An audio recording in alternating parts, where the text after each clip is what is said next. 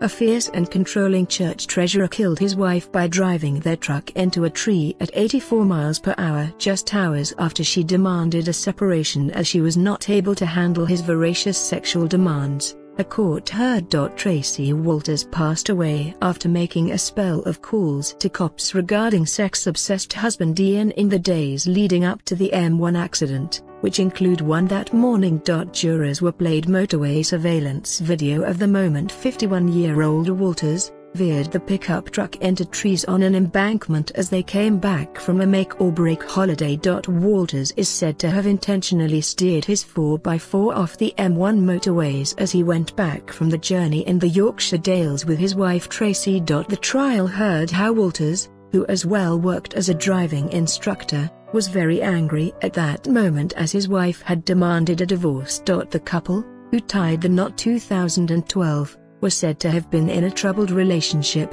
with Walters using sex as a form of sedative against Tracy. Jurors were told how Walters would frequently turn violent if his wife was not willing to satisfy his desires for sex. The trial as well heard how Tracy had texted one of her sons, seconds before the accident, to say she wanted to report her husband to the cops but was scared.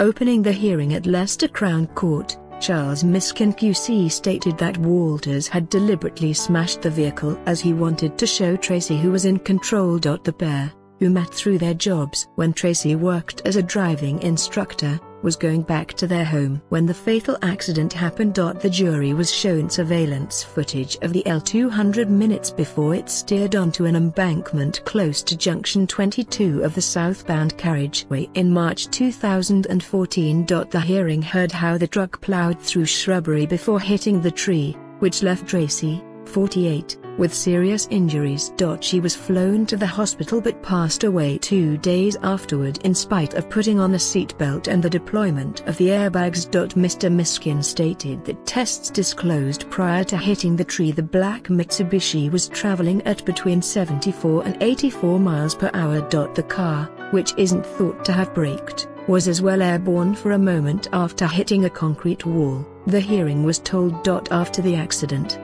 the metalwork of the car had to be unpeeled from around Tracy by emergency crews.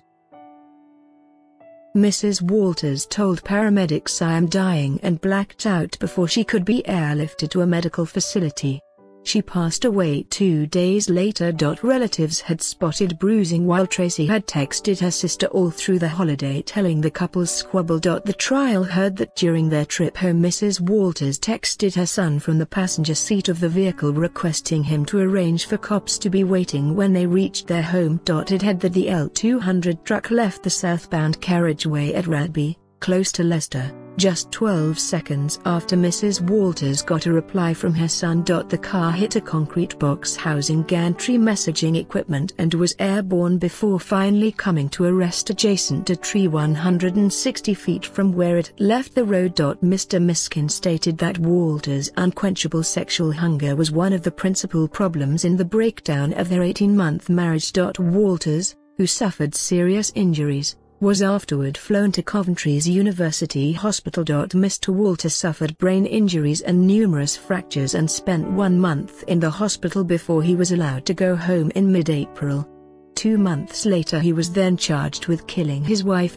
After Walters' arrest, he alleged not to recall what led to the crash and refused having any motive to harm his wife Tracy. Mr. Miskin stated that the text Tracy sent to her son might have acted as the trigger for her husband's alleged behavior. The hearing heard both Walters and wife Tracy had been married once before and had adult kids from their earlier relationships. Both had begun dating in 2011, prior to tying the knot a year later in Cyprus. However, their relationship is said to have turned abusive shortly afterward. Leicester Crown Court heard the accident happened 10 days after Mrs. Walters alerted cops to their home when her husband hit and pushed her for refusing to have sex with him.